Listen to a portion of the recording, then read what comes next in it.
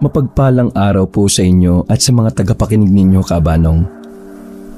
Minsan sa buhay natin, may mga aral tayong natututunan galing sa mga pagkakamali natin. At naniniwala rin ako na mas mabisang aral ang galing mismo sa ating mga pagkakamali kaysa sa mga pangaral galing sa ibang tao na mula sa sarili nilang karanasan. Minsan kasi, hindi natin sila maiintindihan hanggat hindi tayo mismo ang nakaranas ng sitwasyon na yon. Itago niyo na lang po ako sa pangalang Romeo, Tubong, Maynila. 17 years old lang po ako noong naranasan ko ang mga bagay na ikukwento ko sa inyo. Maaga kong nagising dahil sa makulit kong pinsan na si Jake. Naroon kasi kami noon sa probinsya, sa lugar ng papa ko.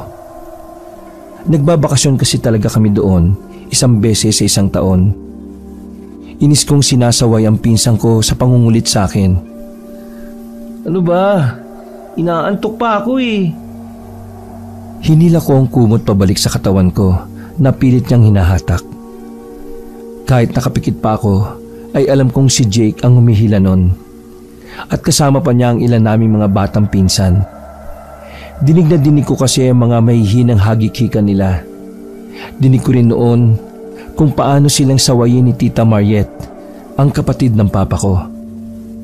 Hoy Jake, huwag niyo nang istorbohin niyang si Romeo. Kita niyong natutulog pa eh. Mamaya niyo na balikan kapag gising na. Baka kung saan-saan niyo lang yan ayain eh. Pagkasaway ni Tita sa kanila, nagtakbuhan ng paalis ang mga pinsan kong makukulit. Pero naiwan si Jake. Sa bahay kasi nila kami natutulog tuwing nagbabakasyon. May kalakihan kasi ang bahay nila kaya doon kami tumutuloy. Kasama rin namin dito sila lolo at lola. Gumising ka na pinsan. Di ba gusto mo ng mais? Halika na, punta tayo doon. Sabi ni Jake na nagpagising ng diwa ko.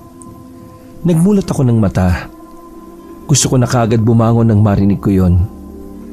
Gusto kong puntahan ang inaalok niyang mais. Gustong gusto ko talaga ang mais, kabanong. Ha? Mais, Jake? Saan? Hindi nga. Oo, mais Romeo. Kaya bumangon ka na at sumama sa amin.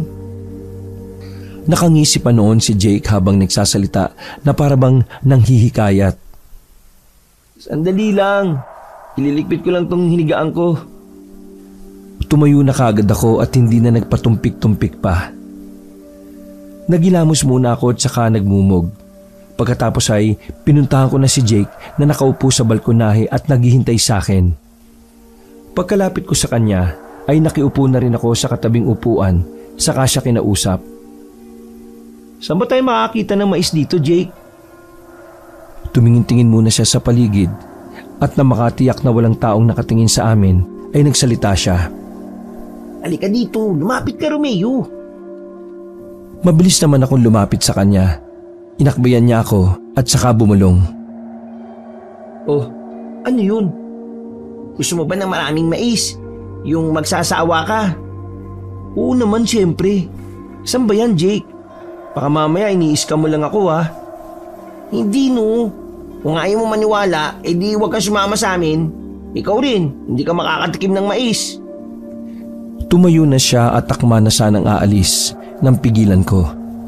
Sandali lang, Jake. Di ka naman mabiro oh. Sasama na ako. San ba yan? Eh yun naman pala eh. Umupo uli siya sa tabi ko at saka bumulong. Doon sa taniman ni Mang Tasyo. Malalaki mga mais niya at mga mahaba pa. Sigurado kung isang piraso nun eh, mabubusog ka na talaga. Nag-aaksyon pa siya habang nilalarawan ng mga mais. Sa paglalarawan niya, malaki talaga yon dahil inihuhugis pa niya sa hangin kung gaano ito kahaba at kataba.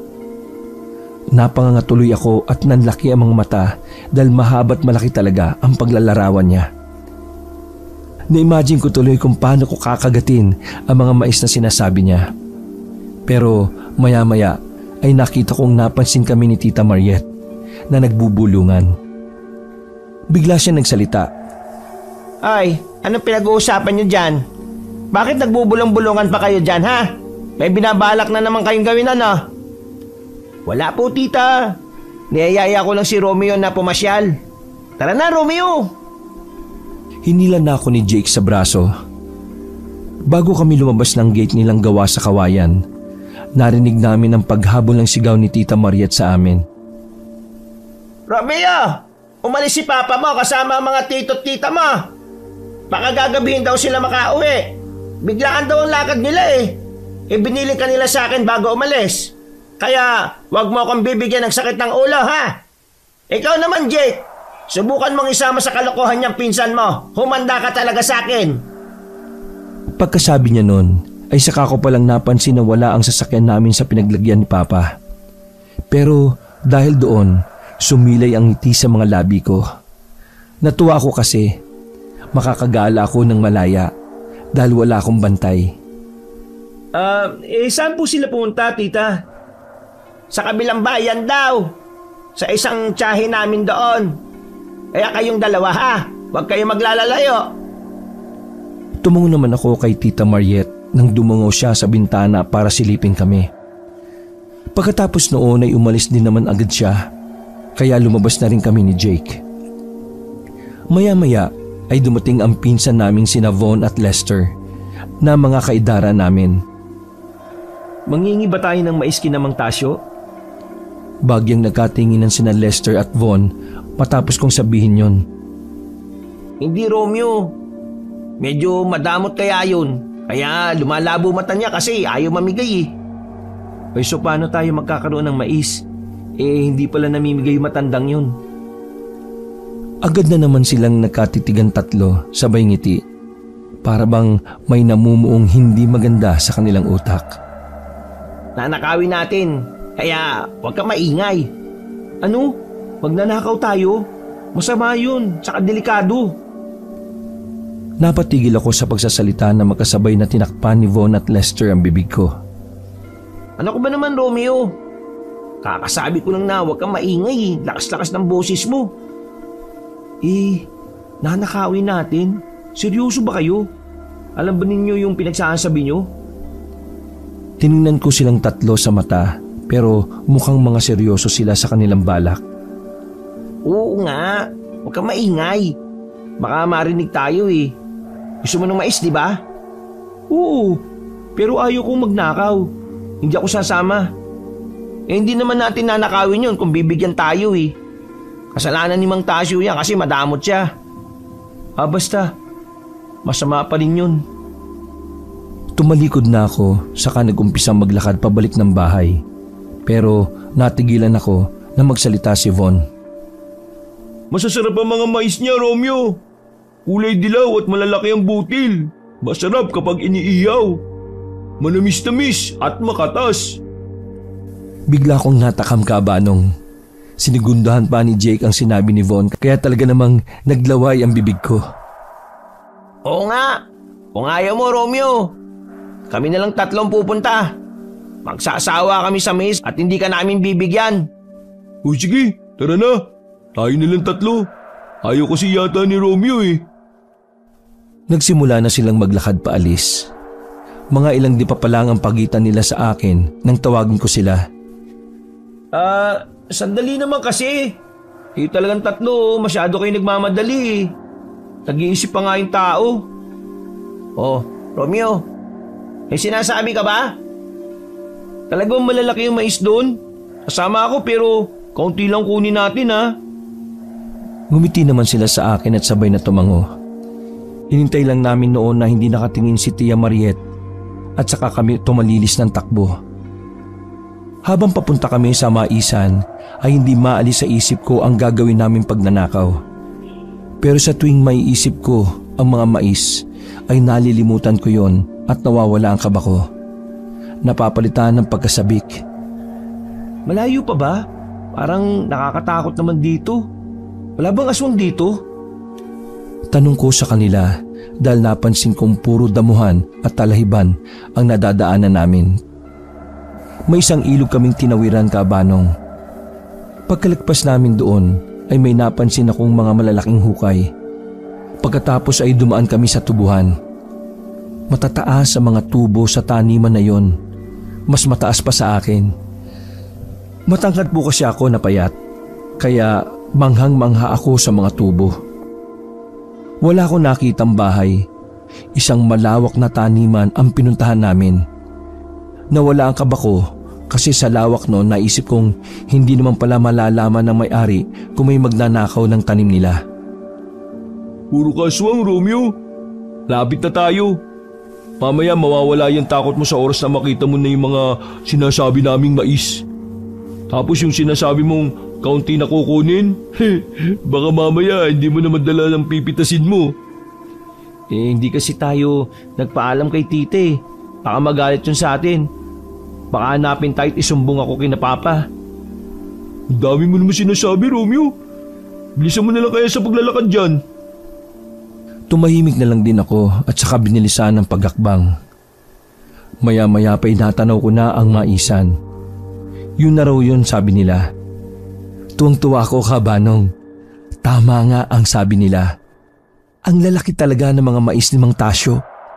Sinabihan ko si Lester na huwag gumiwalay sa kanila. Sa lawak kasi ng maisan at sa taas ng mga ito ay tsak daw na hindi nila ako makikita kapag naligaw. Tinakot pa nila ako na kapag nahiwalay ay hindi nahahanapin. Umuwi raw ako mag-isa. Gago ba kayo? Sinama-sama niyo ako dito tapos iiwan niyo ako? Nagtawanan sila sa sinabi ko. Pag nariyan na si Mang Tasyo, tatakbo tayo ng mabilis. Ano? Teka lang. Kailan ba siya darating? Bilisan na natin. Uy, walang iwanan ha. Mabagal pa naman akong tumakbo. Habang nag-uusap-usap kami, ay naging abala ako sa pangunguha ng bunga ng mais. Maya-maya ay may umagaw sa atensyon ko. Isang scarecrow. May kakaiba akong naramdaman nang makita ko yon. Napatigil ako at pinagmasdan ng kabuuan ng scarecrow. Kulay itim ang damit na suot nito. Gawa ito sa hinulmang kugon. Kahoy naman ang nagsisilbing paan nito para makatayo. Nakatusok lang ito sa lupa. Ang mukha niya ay kugon din at may sombrero pa.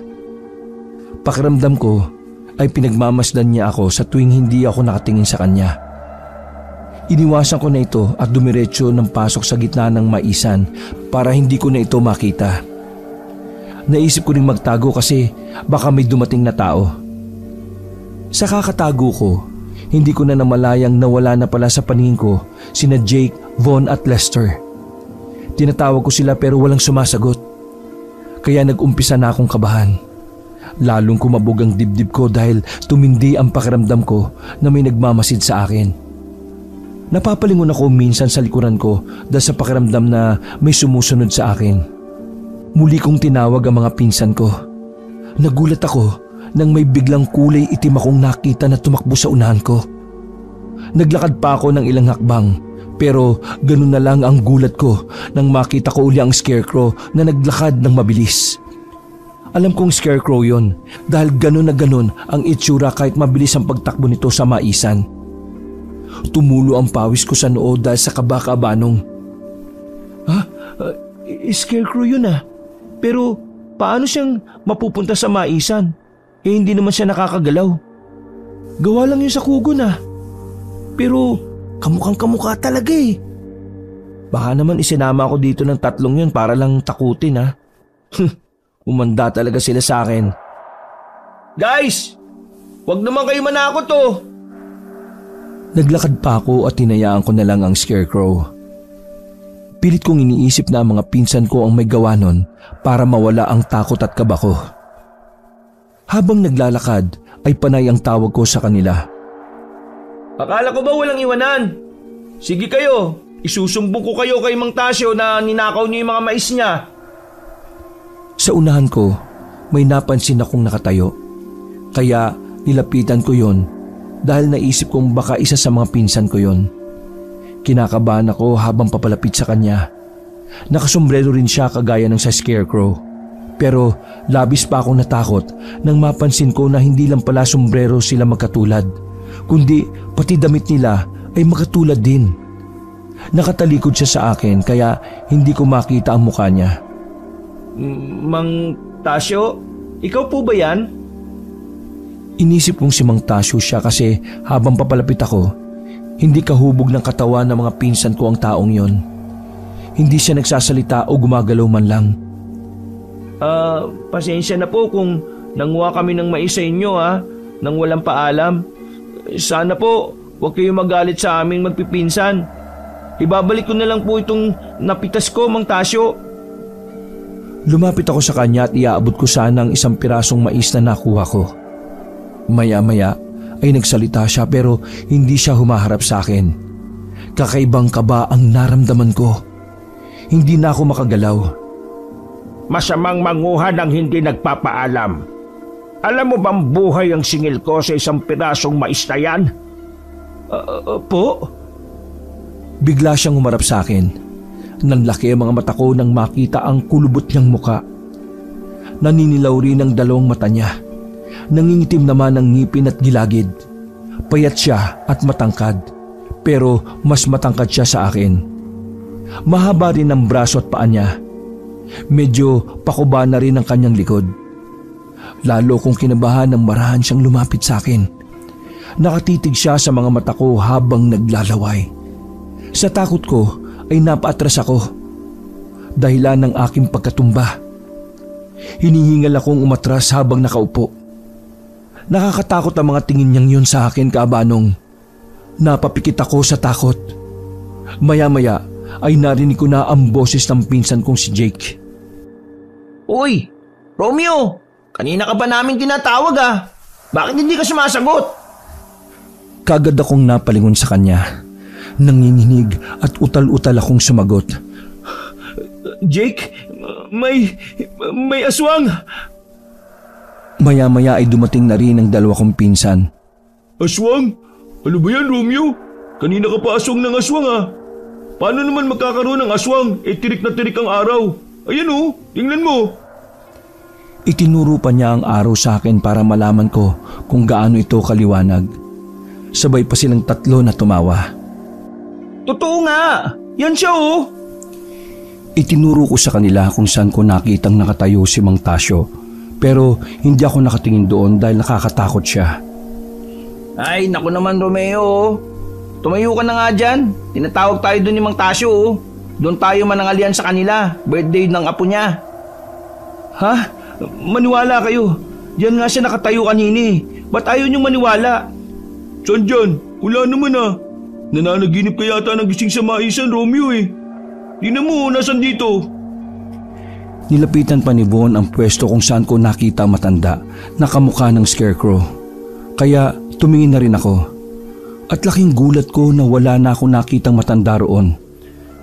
Pero nakita ko talaga siya kanina dyan Matangkad siya tapos nakasombrero tulad ng sa scarecrow. Diyan Paliwanag ko. Pero hindi na nila ako pinaniwalaan. At lalo lang lumakas ang tawanan nila. Sobra akong nagtaka. Hindi maaring mawala agad ng ganun kabilis ang matandang yon. Kitang-kita ng dalawang mata ko na nakatayo lang siya doon. Isang katanungan yun na gumugulo sa isipan ko, Kaabanong. Pakiramdam ko noong mga oras na yon ay pinaglalaruan ako ng aking paningin. Ay nako, tumayo ka na dyan. Hinihintay na tayo ni Mang Tasyo sa bahay nila. Akala ko ba hindi namimigay si Mang Tasyo ng mais? Tapos ngayon sasabihin nyo doon tayo manangalian? Oo, nagulat nga kami. Kanina kasi habang nangunguha kami ng mais, biglang dumating si Mang Tasyo. Akala nga namin pagagalitan niya kami. Pero hinalok niya pa kaming mananghalian sa bahay nila. Sigurado ba kayo? Baka siya yung matandang nakita ko kaninang nakakatakot Baka isa lang tong patibong. At sa oras na makapasok na tayo sa bahay niya, kakatayin na niya tayo. Tumawa silang tatlo sa sinabi ko. Halos mamatay-matay pa nga sila habang tumatawa. Ikaw talaga, Romeo. Sakit na ng tiyan ko kakatawa sa'yo. Paano kakatayin? May aswang bang may maisan? Siraulo ka talaga. Ganyan ba kayo taga Maynila, Romeo? Ang iniisip nyo sa amin na taga probinsya mga aswang? Ang sakit mo sa panga. Hindi na ako kumibo. Sinaway naman kami ni Lester at sinabihan na umalis na kami dahil naghihintay na si Mang Tasyo at ang pananghalian. Tumayo na ako mula sa pagkakasalampak sa lupa at sumama sa kanila. Pero naroon pa rin sa isip ko ang mga nangyari. Ang sabi pa nila, kanina pa raw sila sa bahay ni Mang Tasyo. Inutusan pa nga raw silang balikan ako sa maisan dahil baka maligaw ako. Nang makarating kami sa bahay ni Mang Tasyo, nakabukas na agad ang gate ng bakod. Bukas na rin ang pinto ng bahay na matanda. Tuloy-tuloy kaming pumasok pero wala siya. Tahimik ang paligid dahil kami lang ang taong naroroon. Malapit lang ang bahay nito sa maisan kaya nakarating kami kaagad.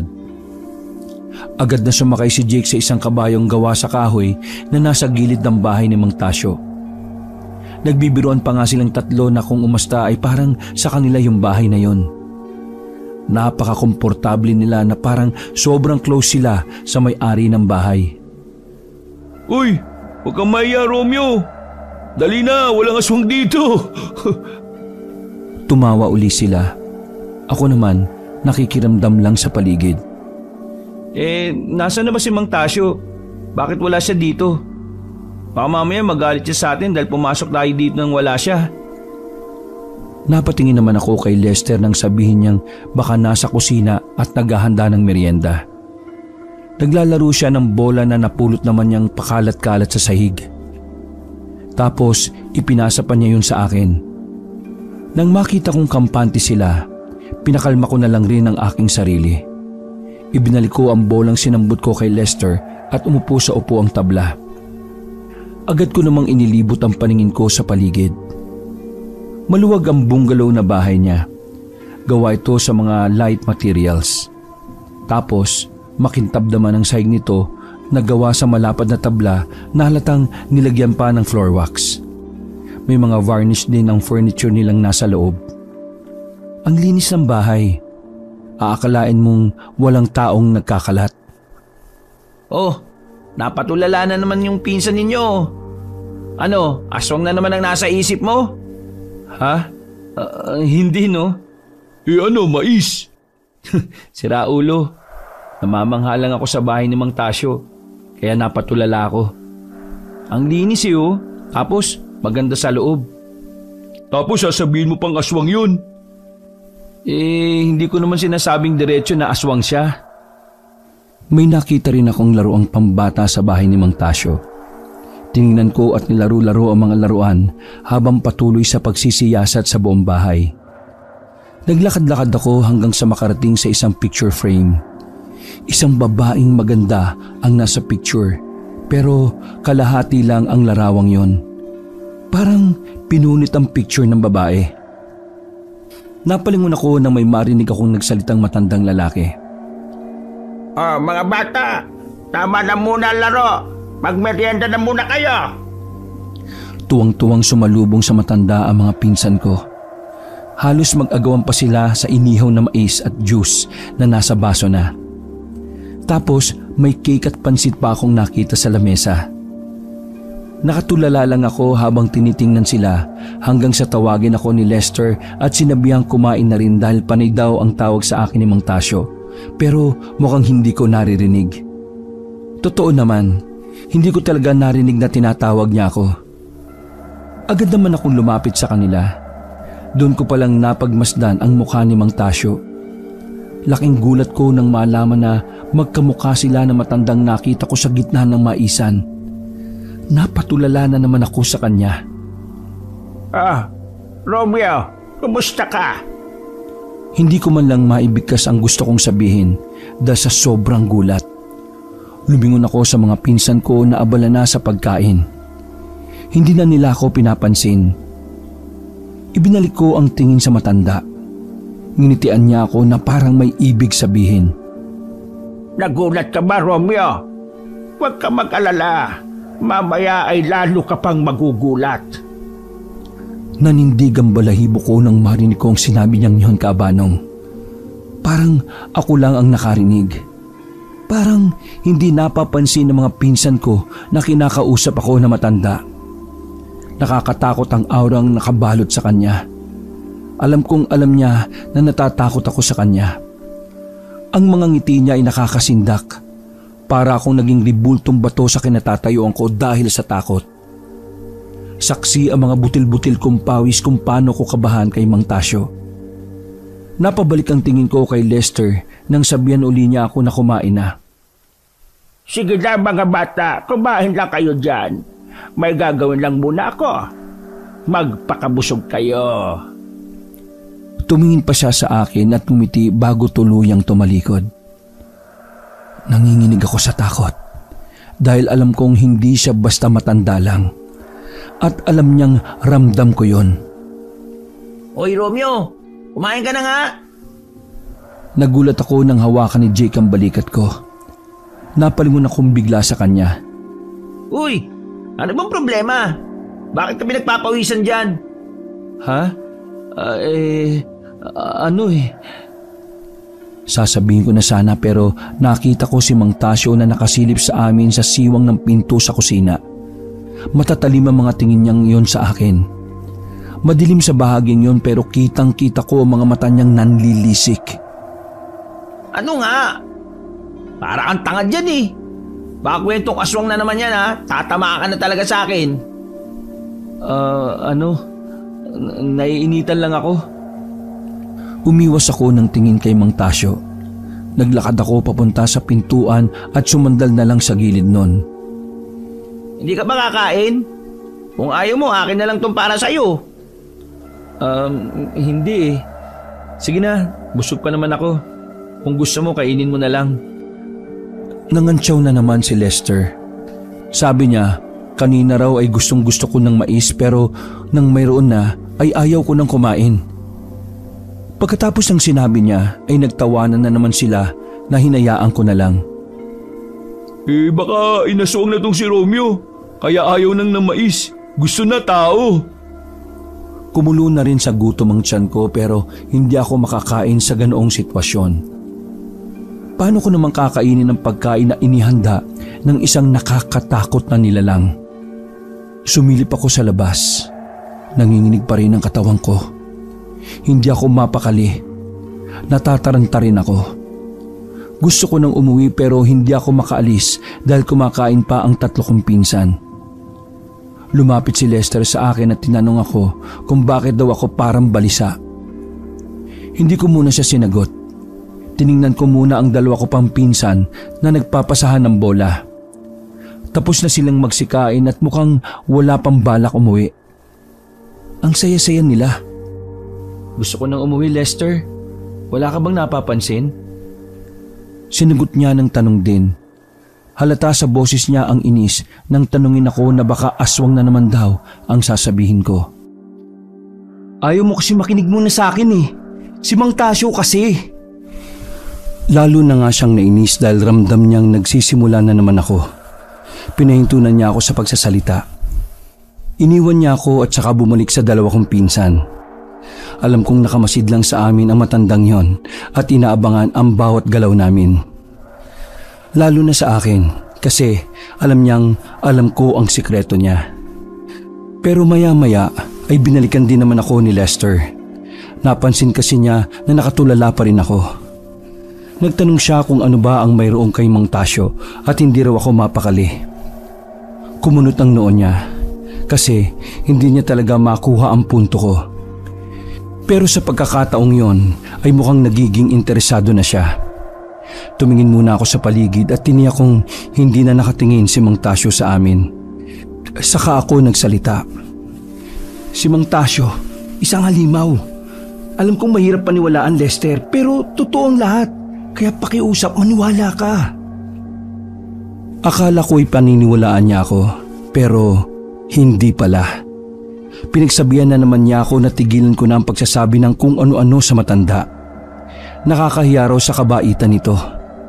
Hindi na natapos ni Lester ang sasabihin dahil dumating na si Mang Tasyo. Parang gusto kong sabihin kay Lester na ganyan ang mukha ng aswang.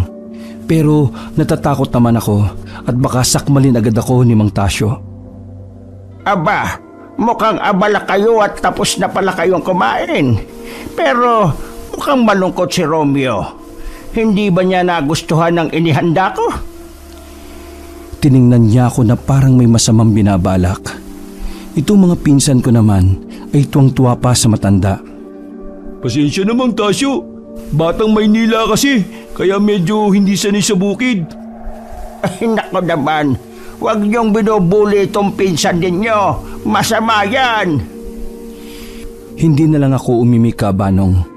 Talagang kabalang ang naghahari sa akin sa mga oras na yon. O siya, babalik na ako sa kusina at may gagawin lang ako. Tawagin niyo lang ako kung nagugutom pa kayo. Umalis siya na tinitingnan ako. Yung tingin na parang nagtagumpay na siya sa kanyang pinaplano. Bigla kong siniko ni Lester at tinanong kung may balak daw ba akong sabihin. Titig na titig daw kasi ako sa matanda. Nagsasabi nga ako ng totoo eh. Hindi mo ba napansin kung paano niya ako tingnan? Hindi ba kayo nangangamba na baka hindi totoong kaarawan ng apo niya? Tingnan nyo, kung birthday talagang sana ng apo niya, edi sana maraming tao dito. Pero wala, Lester. Habang nagsasalita ako, biglang dumaing si Lester na nahihilo raw siya. Hinawakan niya ang kanyang ulo pagkatapos ay napahawak siya sa balikat ko. Teka, anong nangyayari sa'yo? Tuluyan siyang napasubsob sa akin at nanlambot na ang katawan. Pagkatapos ay dumausus na lang siya pababa at walang malay na bumagsak sa sahig. Lester? Uy, ano nangyari sa'yo? Tulungan niyo ako! Naimatay si Lester! Kabanong, pagtingin ko po sa mga kasama ko, doon ko lang napansin na nakabulagta na rin pala sila. Jake? Von? Lester? Naramdaman ko na lang ang pagbukas ng pinto sa kusina. Napatingin ako doon. Mang Tasyo? Ayan ang nababagay sa mga batang kawatan. Mabuti na lang at hindi ka kumain sa inihanda ko. Dahil kung kumain ka rin, baka katulad ka na rin nila. Napaatras ako. Kakaibang takot ang naramdaman ko sa mga oras na yon. Mag-alala, Romeo. Natutulog lang sila. Ngumiti siya sa akin at saka lumapit kina Von at Jake. Hinipo niya ang katawan ni Von. Ang lusog! Etong isa, payat! Pero pwede siyang gawing abono sa mais ko. Anong balak niyo po sa kanila? Huwag kang mag-alala. Natutulog lang sila. Mga ilang oras lang magigising din ang mga pinsan mo. Mabuti at pampatulog lang ang inilagay ko, hindi lason. Tumayo siya at hinila sa paa ang dalawa papasok sa kusina. Malakas siya, Kabanong. Nakaya niyang hilahin ng sabay ang dalawa kong pinsan. Anong gagawin mo sa kanila? Saan mo sila dadalhin? Huwag kang mag-alala. Hindi ko pa sila kakainin. Mamaya pang kaunti pagkatapos ng ritual kong gagawin. Narinig ko na lang ang pagbukas ng isang kung anong bagay sa loob ng kusina. Para itong bakal na pinto ng rehas. Maya-maya ay lumabas uli at sunod na kinuha si Lester. Hinila rin niya ito. Napatulala na lang ako habang pilit na ginigising ang sarili sa bangungot na yon. Matagal ang pagkatulala ko nang may marinig akong boses ng isang babae. Tinawag niya ako. Nakita kong nakaupo siya sa wheelchair. Nakasuot siya ng sweater at pajama. Ang puti ng mukha niya. Kulot ang buhok na kulay brown. Ngumisi siya at sinabing huwag daw akong matakot. Natutuwa raw siya sa amin. Kanina pa raw niya kami pinapanood. Pinagulong niya ang gulong ng wheelchair para makalapit sa akin. Nagpakilala siya na siya si Ana. Tapos, tinanong niya ang pangalan ko.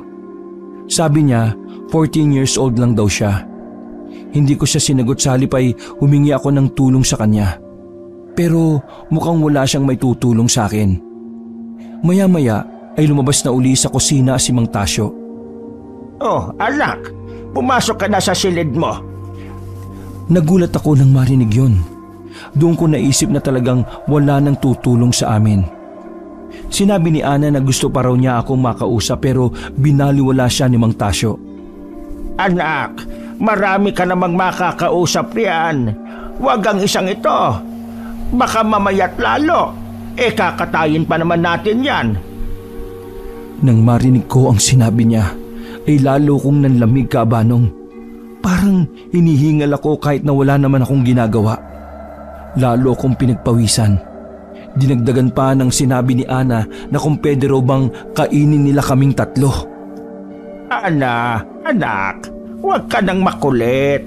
Pag sinabi kong hindi pwede, hindi pwede. Sige na, pumasok ka na sa silid mo. Wala nang nagawa si Ana kundi ang malungkot na sumunod sa utos ng ama. Nilingon pa niya ako saglit bago siya tuluyang pumasok sa kwarto. Baka sa kanyang mata ang kagustuhang makausap pa ako. Anak niyo po yun? Oo, bakit? May problema ba? Wala naman po. Hindi lang kasi ako makapaniwala na anak niyo yun. Paano namang hindi? May problema ka ba sa akin, Romeo? Kung sasabihin kong pangit siya, magagalit naman siya. Kaya hindi na lang ako sumagot. Maganda po kasi ang anak niyang babae, Kabanong. Kaya sinabi ko na lang na wala akong problema. Sa totoo lang, takot na takot ako pero dinadaan ko na lang sa biro ang lahat. Dahil nag-iisip ako ng paraan kung papaano kami makakatakas. Romeo, alam kong hindi mo kayang iwanan itong mga pinsan mo. Kaya ikaw ang magpapaligo sa kanila at magpakain. Hayaan kitang malayang makagalaw sa pamamahay ko. Pero sa oras na lapitan mo si Ana, maaga ko kayong kakatayin. Lumakad na siya pagkasabi nun at pumasok sa loob ng silid ng kanyang anak. Hindi ko maintindihan ang mga sinasabi niya. Marahil na nahalata niya kaya sumilip pa siya sa pintuan at muling nagsalita. Sa likod ng balon, doon ka kumuha ng ipapaligo mo sa mga pinsan mong walang malay. At ikaw rin ang magpapakain sa kanila sa oras na magising na sila. Po? Wala ka namang magagawa kaya sumunod ka na lang. Hindi ka rin naman makakatakas kasi bago ka pa makalayo mahuhuli ka na kagad ng alaga kong scarecrow. Dahil sa sinabi niya ay napilitan akong sumunod sa kanya. Bago ko umalis papunta sa balon na sinasabi niya nagsalita pa siya uli. Paalala lang, sa oras na tumakas ka, maagang mamamatay itong 3 pinsan mo. Tumango na lang ako sa bayo ko ng ulo. Sige na, damputin mo na ang 2 timbang yan at mag-igib ka na. Ayoko magalit siya kaya dali-dali kong dinampot ang 2 timba at hinanap ang balon. Nakakapaso ang init ng araw ng tanghaling yon, pero hindi ko yon alintana. Malapit sa maisan ko nakita ang balon. Agad akong kumuha ng tubig at saka bumalik sa loob ng bahay. Wala akong ibang alam na paraan upang makatakas, basta ang pwede ko lang gawin sa oras na yon ay ang sundin si Mang Tasyo. Hanggang sa makahanap ako ng paraan para makatakas kami. Nakasalalay sa akin ang kaligtasan namin. Naisip ko na tumakas at magtawag ng tulong pero sobrang layo ng kabahayan. Baka bago pa ako makatawag ng tulong ay patay na itong mga pinsan ko. At saka naisip ko ang sinabi ng matanda tungkol sa scarecrow. Hindi ko alam kung paano niya yon napapagalaw o baka tinatakot lang niya ako para hindi ako tumakas. Nang makabalik ako sa loob, inutusan naman niya akong magluto ng makakain namin. Nasuka ako nung makita ko ang karne ng hayop na inuuod na. Masama na ang amoy nito at nilalangaw pa. Pero yun ang gusto niyang ipaluto sa akin. Pwede pa yan. Makuluan mo lang tapos lagyan mo ng panlasa. Hindi ko masikmura ang karning yon, Kabanong. Pero dahil natatakot ako sa kanya, ay sinikap kong damputin yon at tugasan. Tumindig ang mga balahibo ko sa mga uod na nagsisilaglagan. Ang tataba nila. Pinikit ko na lang ang mata ko kasi talagang nakakadiri pero kailangan kong tanggalin yon sa karne sa lalagyan. Mayat maya akong naduduwal sa amoy nito. Lutuin mo na. Babalikan kita mamaya. Wag na wag kang kikilos ng masama laban sa akin. Dahil papatayin kita pag nagkataon. Pagkalis niya ay agad naman akong tumakbo sa banyo para sumuka. Umiyak ako at napaupo sa sahig. Hindi ko na alam ang gagawin ko, Kabanong. Napanghihinaan na ako ng loob sa mga oras na yon. Pero sa tuwing maaalala ko ang mga pinsan ko, kahit paano ay nabubuhayan ako ng loob. Ako ang malaya kaya ako dapat ang mas lalaban. Ay naku naman, Malas na buhay to. Ayaw kasing maniwala ng 3 kulukoy sa akin eh. Kaya ayan, natutulog tuloy kayo sa hawlang yan. Sabi ko, habang tinitingnan silang nakakulong sa malaking hawla sa kusina. Tumayo na ako at saka nagpunas ng luha. Huminga muna ako ng malalim, saka ako binalikan ng karne. Niligyan ko muna ng suka ang karne para kahit papaano ay matanggal ang amoy. Napalingon ako sa likuran nang marinig ko ang wheelchair. Ikaw pala yan, Ana? Matamis ang ngiti niya sa akin. Sobrang amo rin ang mukha niya. Tinanong niya ako kung pagkatapos ko sa pagluluto ay pwede na kami mag-usap. Lumapit siya sa akin at tinawakan ng braso ko. Bawal kasi, Ana, yung gusto mo eh. Nainis siya sa akin at tinanong ako kung bakit ayaw ko siyang kausapin, gayong wala naman daw ang tatay niya. Baka kasi maabutan tayo ng papa mo eh. Kaya pakiusap, huwag kang lumapit sa akin. Nanganganib ang buhay namin sa papa mo. Sinabi niya rin na gabi pa raw uuwi ang kanyang ama dahil may kailangang gawin sa maisan. Ha? Ganun ba? Pero kasi may niluluto pa ako, Ane. Hinawakan niya ako sa braso pagkatapos niyang sabihin na pakuluan ko lang daw ang karne at lagyan ng pampalasa, saka pumunta na raw kami sa kwarto. Ha? Kwarto mo? Teka, ano naman ang gagawin natin sa kwarto mo?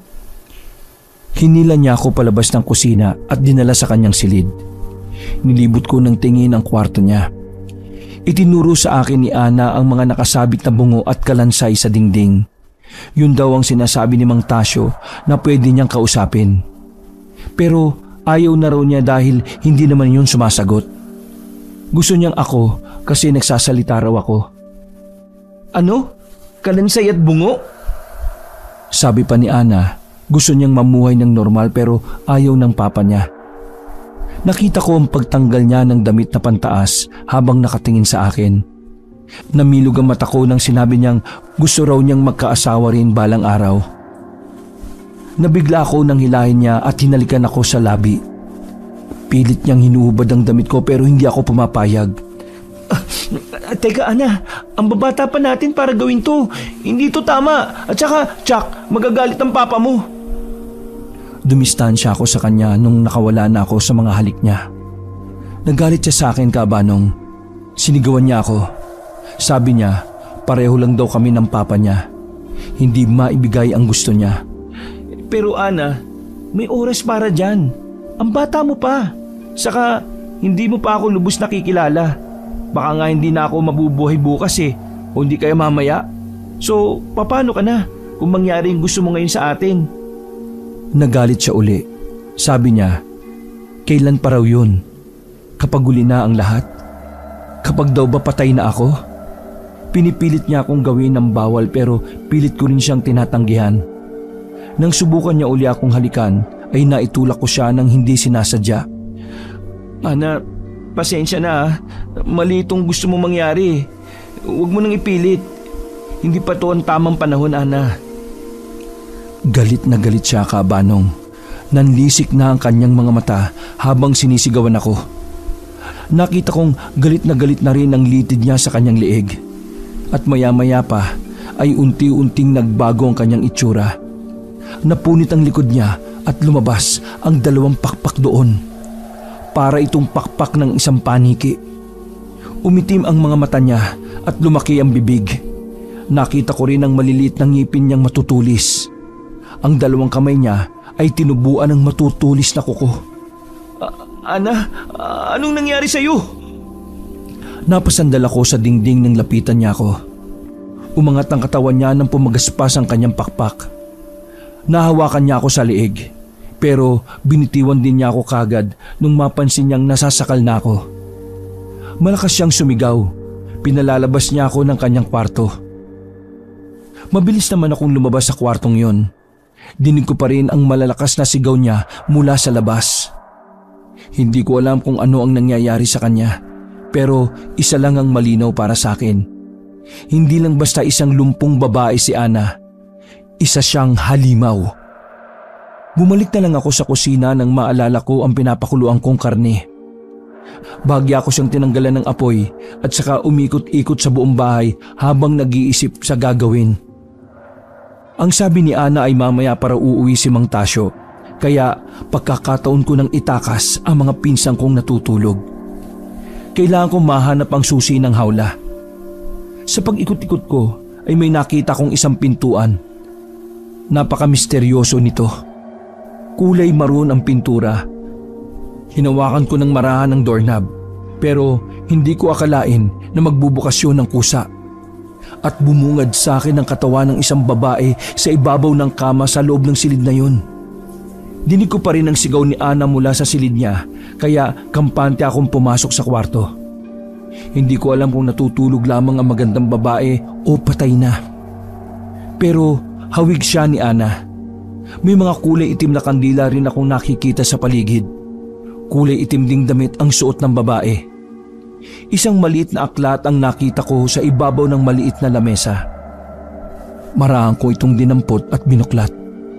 Binasa ko ang nakasulat doon at doon ko lang nalaman na kami ang gagawin nilang alay sa kung ano ang gagawin nilang ritual. Nanindig ang balahibo ko sa katawan, Kabanong. Gusto nilang buhayin ang bangkay ng babaeng nakahiga sa ibabaw ng kama. Habang tahimik kong pinagmamasdan ng nakahigang babae, nagulat na lang ako na may kung sinong humila sa akin palabas ng kwarto. Hindi na ako nakasigaw sa bilis ng kaganapang yun. Ang tanging nakita ko lang ay kulay itim na kamay na humawak sa magkabilang bewang ko. Para itong kulay itim na usok. Pagkahila niya sa akin ay biglang sumarado ng malakas ang pinto ng silid. Hinanap ko ang bumatak sa akin palabas ng silid. Napaatras ako sa gulat nang may narinig akong nabasag sa sala. Maya-maya ay nakakita ako ng tila matang nag-aapoy sa pula. Mang Tasyo? Hindi ko na natapos ang sasabihin kong yon nang hawiin niya ako ng malakas. Napatalsik ako sa sulok. Ininda ko kagad ang likod kong tumama sa dingding. Romeo, bakit ka pumasok sa kwartong yan? Dinampot niya ako sa paa. Pinatiwarik niya ako at ibinalibag ulit sa lapag. Tumama ako sa marupok na lamesa. Masakit ang katawan ko pero pinilit kong gumapang palayo. Dumoble ang takot ko. Hindi ko mapigil ang galit kay Mang Tasyo. Ang ayaw ko sa lahat ay ang pakialamero, Romeo! Nagtago ko sa mga upuan para hindi niya ako maabot. Nakikita ko pa rin ang mga mata niyang nagbabaga. Pero kahit anong tago ko ay mabilis niya akong nahuhuli. Hinawakan niya ako sa buhok at iniangat sa ere. Ipinantay niya ang mukha ko sa mukha niya. Maawa po kayo, Mang Tasyo. Sobrang sakit ang pagkakasabunot niya sa akin, Kabanong. Pakiramdam ko para na akong lamog na gulay. Napayak na lang ako noon, Kabanong. Binulabog mo ang mga kaluluwa sa silid. Tapos nagmamakaawa ka. Ang ambisyon kong buhayin ang mahal ko ay nawalan na ng saysay. Muli akong hinagis. Tumilapon ako sa pinto ng kusina. Tumulo ang kulay pulang likido sa noo ko. Nangihina na rin ako sa pagkakataong yun. Gumapang ako papasok ng kusina. Kahit doble na ang paningin ko dahil sa hilo, ay sinikap kong makalayo kay Mang Tasyo.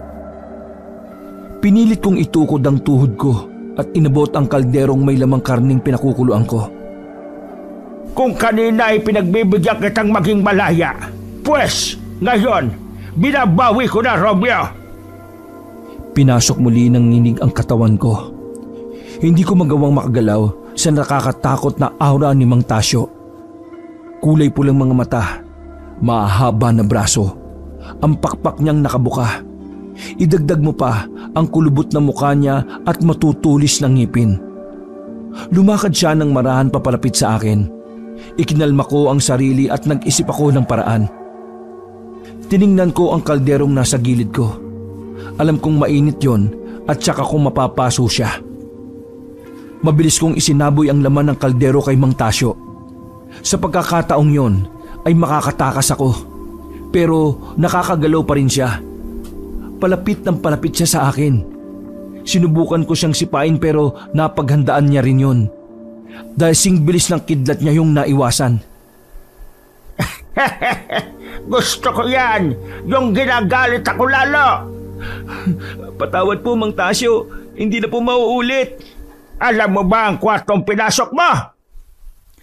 Umatras ako ng dahan-dahan habang nagsasalita siya kasi papalapit na naman siya sa akin. Nasa corner na ako at wala nang matatakbuhan. Ipinikit ko na lang ang mga mata ko at nagdasal.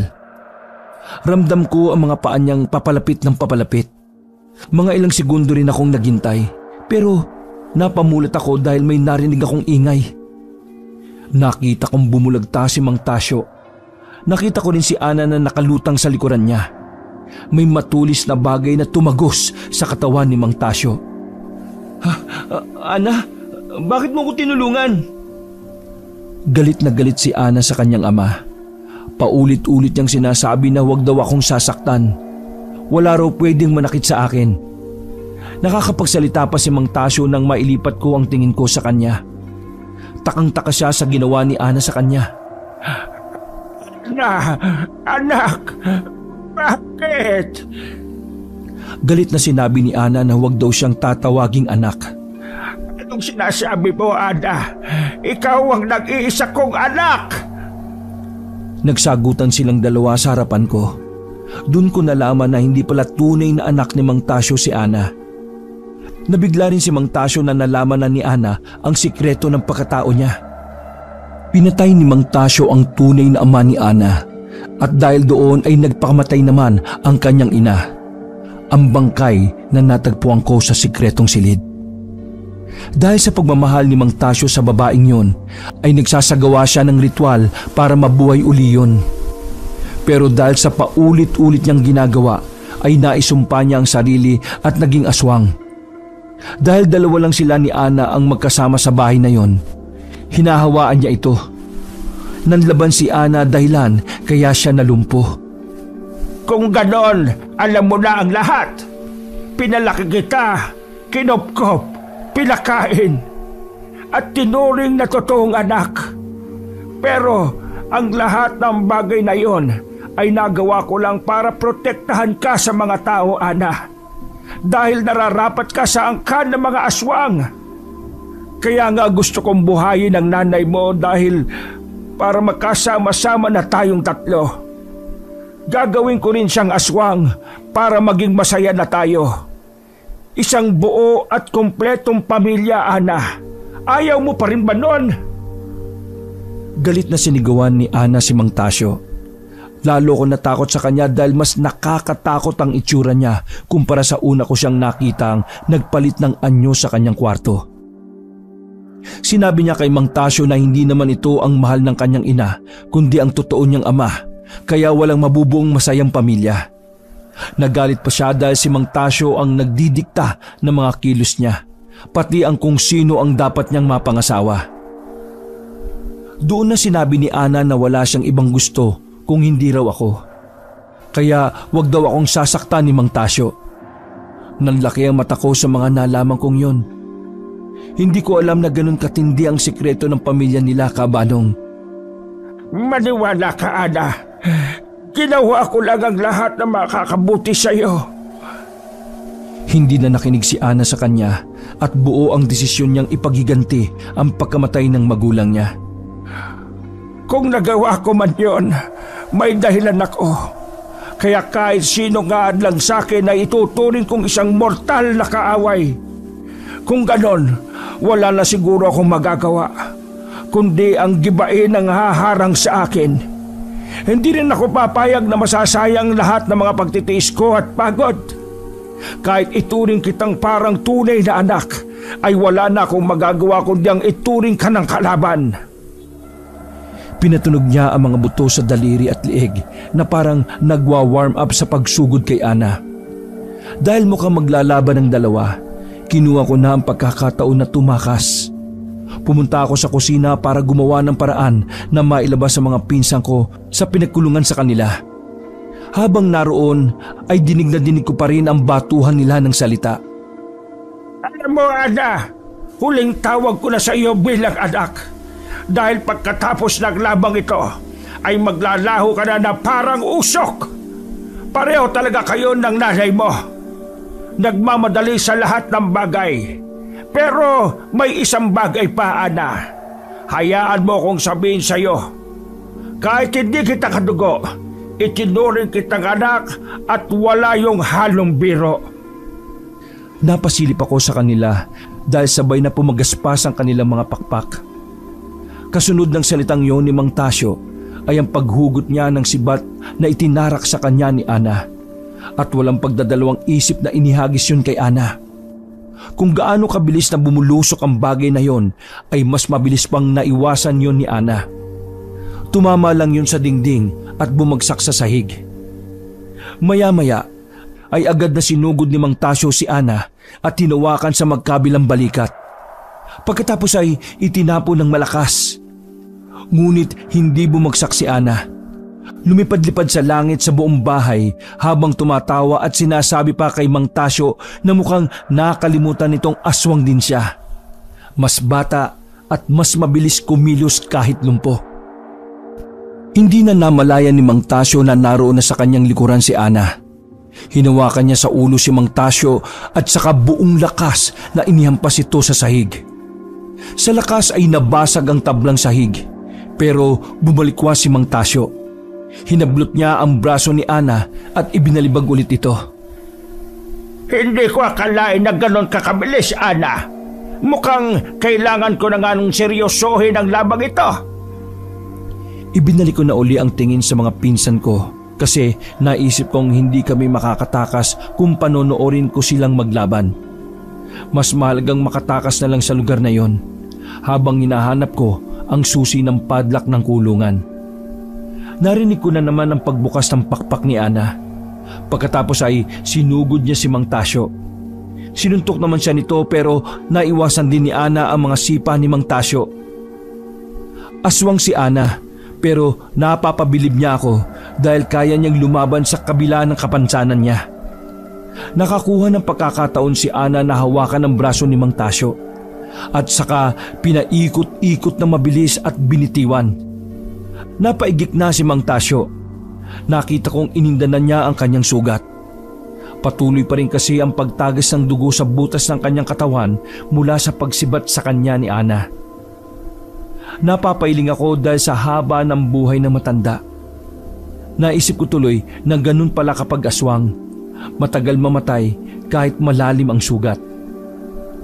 Napamulagot ako nang makita ang pagtilapon ni Ana sa sahig. Dahil hindi niya maiwasan ang suntok ni Mang Tasyo, muli na naman akong nagising at hinahanap ko nga pala ang susi.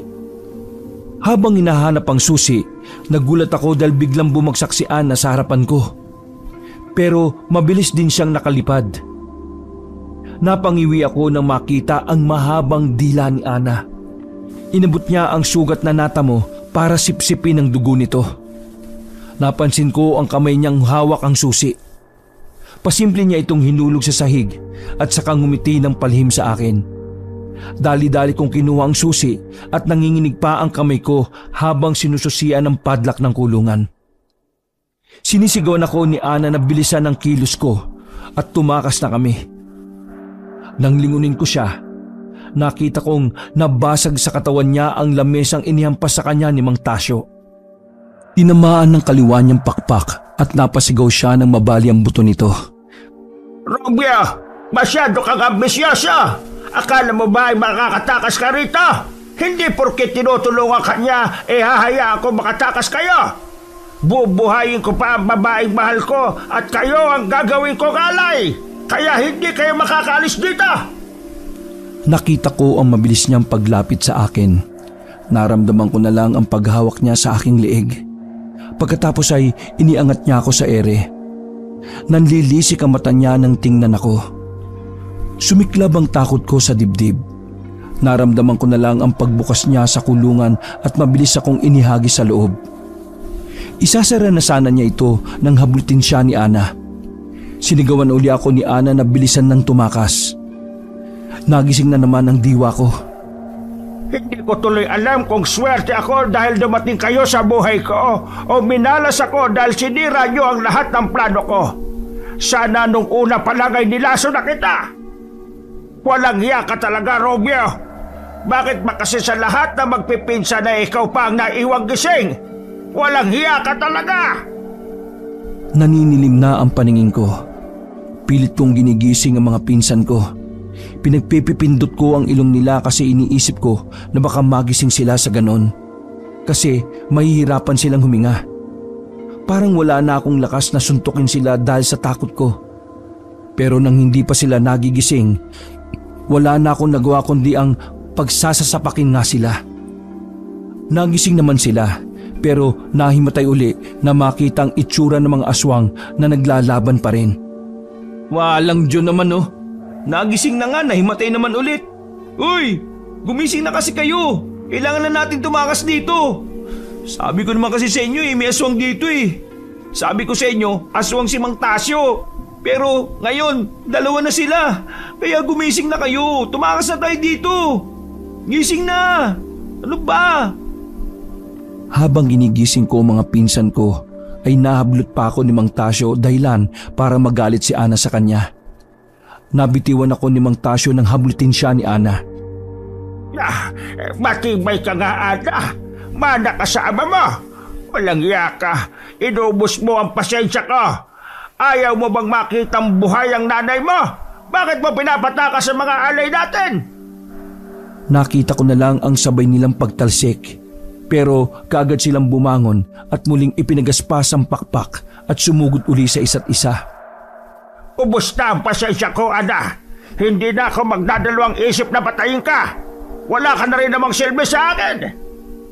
Muli kong binalikan ng mga pinsan ko at ginising uli sila.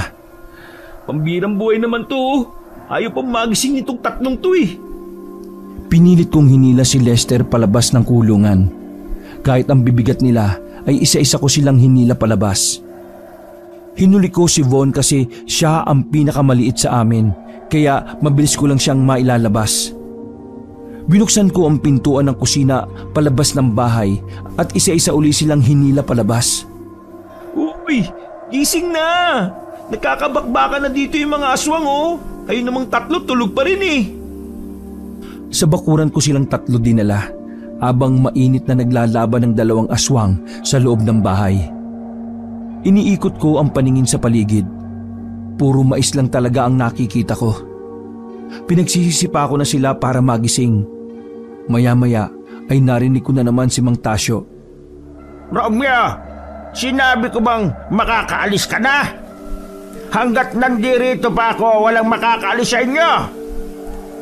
Nakita kong palabas na siya noon sa pintuan, pero tumalsik din naman kaagad nang sugudin siya ni Ana. Pagkatapos sugurin ni Ana ay walang habas na pinagsususuntok hanggang sa matumba siya sa lupa. Halos hindi na rin makagalaw si Ana dahil sa pinsala niya sa pakpak. Butas na ang ibang parte ng kanyang pakpak. Napansin ko ang isang kariton sa gilid ng bahay. Dali-dali ko itong kinuha at ikinarga doon ng mga pinsan ko. Maya-maya ay bumagsak si Ana sa kariton. Pinilit niya agad bumangon nang makitang pasugod na uli si Mang Tasyo. Narinig ko ang pagsabi niya na ang tagal daw ng buhay ng matandang lalaki. Nahihirapan na raw siyang lumaban. Nagising na si Von at dumaing pa na masakit daw ang katawan niya. Nang makita niyang naglalaban sina Ana at Mang Tasyo, nangatog siya at mukhang hihimatay na naman, pero sinampal ko na. Sige, subukan mong himatayin uli. Walang iya ka, hirap na ako. Tulungan mo akong gisingin ng iba at na makatakas na tayo dito. Bilisan mo! Wala sa sarili niyang tiningnan sina Jake at Lester. Uy, gising na kayo. Hindi ko alam ang nangyari pero huwag niyo na lang alamin. Gising na! Umalis na tayo! Grabe naman oh, ayaw magising Romeo eh! Muli na naman kaming itinaboy ni Ana. Pero paano kami aalis? Itulog pa tong dalawa. Inutusan niya akong kumuha ng timba. Ano naman ang gagawin ko sa timba? Tanga, siyempre lalagyan ng tubig. Tsak magigising ang dalawang to kapag naligo. Pagsabi nun ni Von ay dun ko naalala ang sinabi ni Mang Tasyo na paliguan ko raw sila. Ah, dun pala gagamitin yung tubig. Akala ko pampaligo talaga. Panggising pala. O tara Von, samahan mo ko. Tumakbo ko pabalik sa loob ng bahay at naghanap ng timba. Sakto, nakita ko kagad ang kaninang timbang ginamit ko. May kaunting laman pa ito pero sapat na ito upang pangbuo sa dalawa. Bago ako makarating sa pinto ay nagulat akong may bagay na lumagapak sa dingding. Nang tingnan ko ay si Ana yon at hindi na makabangon pa. Bali-bali ang pakpak nito pati ang mga damit niya ay punit-punit na rin. Nakapikit ang dalawang mata niya habang may tumutulong dugo sa bibig at noo. Ana? Nakita ko ang paparating na si Mang Tasyo. Sa direksyon siya ni Ana papunta. Paano yan, Romeo? Wala ka nakakampi. Buisit! Ang tagal mamatay ng lumpong yan! Ikaw rin naman eh. Minsan demonyo ka. Ang tagal din ng buhay mo. Nauna pa si Ana na mamatay. Dapat ikaw yun eh. Mukhang kakampi mo talaga si Satanas. Matagal na! Wala na magliligtas sa inyo ngayon! Ana, gising! Gumising ka! Lumapit sa akin si Mang Tasyo at hinawakan ako sa liig. Galit niya akong inihagis. Hindi ako papayag na mga walang kwenta lang ang hahadlang sa aking mga plano! Pakiusap, Mang Tasyo. Huwag mong gawin to. Hindi ka rin naman magugustuhan ng babaeng mahal mo kung bubuhayin mo siya ulit eh. Isusumpa ka lang niya, promise. Matagal na akong nakasumpa, Romeo. Nilalaro niya ang kuko niya sa dingding. Iginuhit niya ito roon. Alam ko ang plano niyang gawin sa akin. Papatayin niya ako gamit ang kukong yon. Nabasa ko doon sa aklat niya. Sana kanina ko pa naisip tong gawin sa'yo. Di sana hindi na lumala ang problema ko. Nang handa na siyang itarak ang kuko sa dibdib ko, ay bigla namang niyakap siya ni Ana mula sa likod. Napangiti ako nang makita kong nagising si Ana. Inutusan niya akong kunin ang galon na may lamang gaas. Nataranta pa ako sa sinabi niya kasi hindi ko kayang manunog ng buhay kahit na aswang pa. Ana, hindi ko kaya. At saka mapapasama ka sa sunog kung gagawin ko yun. Hindi niya ako pinakinggan.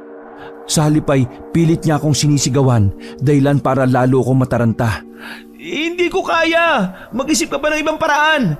Baka may paraan naman para hindi ka mapasama. Sa higpit ng pagkakayapos ni Ana kay Mang Tasyo ay hindi ito makaalis. Buong puwersa na yata yun ni Ana kaya lalo akong nataranta. Sumigaw na naman siya kaya nahawakan ko na ang galon. Nakapikit ako habang ibinubuhos yun sa kanila. Dinig na dinig ko ang pag-atungal at pagwawala ni Mang Tasyo. Agad ko namang kinuha ang pansindi sa kusina at saka pinaapoy ito. Wag mong gawin, Romeo! Binigyan kita ng maraming mais! Kapag patay ka na, makakakuha na ako ng mas marami pa. Kahit ubusin ko pang lahat ng yun. May scarecrow pa ako na papatay sa'yo! Hindi naman yun totoo eh. Ikaw din naman yun eh. Muling sumigaw si Ana at pinapahagis na niya sa akin ang apoy. Ibibigay ko ang buong maisan ko sa iyo, Romeo. Hindi na rin kita papatayin. Hayaan mo lang akong mabuhay. Huwag mo nang gawin yan, Romeo. Hindi ko magawa dahil naisip ko ang kabaitan ni Ana sa akin. Ayaw ko siyang madamay sa sunog. Pero aswang din siya. Kapag nabuhay siya, papatay din siya ng tao kahit ayaw niya kasi kailangan niyang mabuhay. Kahit labag sa loob ko, nagpasya na akong ihagis ang apoy sa kanila pero bigla na lang sumiklab ang dalawa kahit hindi ko pa nagagawa. Nagtaka ako at napatingin kung sino ang naghagis ng apoy. Napakatagal mo naman, Romeo. Mga alimaw yan sila. Hindi na binubuhay ang kagaya nila, no? Von, Ana, I'm sorry, Ana. Lumayo na ako sa kanila dahil ayaw kong matupok din ng apoy. Habang nag-aapoy silang dalawa, ay pilit pa rin kumakawala si Mang Tasyo sa pagkakayakap ni Ana. Pilit namang pinapasok ni Ana ang matandang lalaki sa loob ng bahay para hindi na makatakas pa. Dinig na dinig namin ang atungal nila. Dumadaing sila sa sakit. Habang si Mang Tasyo ay humihingi pa ng saklolo. Talagang humingi pa ng tulong? Kapal ng fish? Hindi nagtagal ay tinupok din ng apoy ang bahay. Nakaramdam ako ng lungkot para kay Ana. Pakiramdam ko ay hindi siya naging masaya sa buong buhay niya sa pag-aalaga ni Mang Tasyo. Tapos ganun pa ang sinapit ng kamatayan niya. Maya-maya ay nagising na rin ang mga pinsan kong walang kaalam-alam sa nangyari. Nakita na lang nila na nasusunog ang bahay kaya mabilis silang nagtakbuhan palayo. Aray! Ang sakit ng katawan ko! Oh, bakit masakit? Ano bang nangyari? At saka bakit nasusunog yung bahay na matanda? Ewan ko ba, basta nasunog na lang eh. Napatingin ako kay Von nang sabihin yon. Hindi na ako umimik kasi hindi ko rin talaga alam ang isasagot. Hindi ko alam kung paano sasabihin yon. Hindi ko rin alam kung paano ikukwento. Pero naisip kong mas mainam na huwag na lang. Wala rin naman kasing maniniwala. Sino ba ang maniniwala na may mga aswang na nasusunog sa loob ng nasusunog na bahay? Pero si Lester ang nakaisip na humingi kami ng tulong dahil nasusunog ang bahay. Mabilis silang tumakbo para humingi ng saklolo. Sinundan na rin namin siya. Nang ipaalam namin kina tita ang nangyari sa bahay ni Mang Tasyo, kaagad siyang tumakbo roon. Pero mabilis na natutupok ang bahay. Kahit isalba yon ay wala na rin silang maililigtas. Tinanong nila kami kung bakit daw namin naalaman ng tungkol doon. Sinabi ko na lang na nangunguha kami ng mais nang makita ang nasusunog na bahay. Sumang-ayon na lang din ang mga pinsan ko dahil wala rin naman silang isasagot sa lahat. Si Von na nakita ang mga aswang ay naging tikom din ng bibig. Binalot kami ng takot kaya nagpasya na lang kaming manahimik. Ang pangyayaring yun sa buhay ko, Kabanong, ay matagal kong itinago at ngayon ko lang po ikinukwento. Ilang taon na ang nakaraan na mangyari yun. Matandaan na po ako ngayon pero sariwa pa rin sa aking alaala ang mga nangyari. Marami ding tanong ang nabuo sa isipan ko pero hindi ko na alam kung ano ang sagot dahil wala na ang mga sasagot. Patay na sila, nananahimik na. Marami pong salamat sa pagbasa ng aking kwento, Kabanong. Muli po, ako po ito, si Romeo, at ito ang aking kwento. Wakas.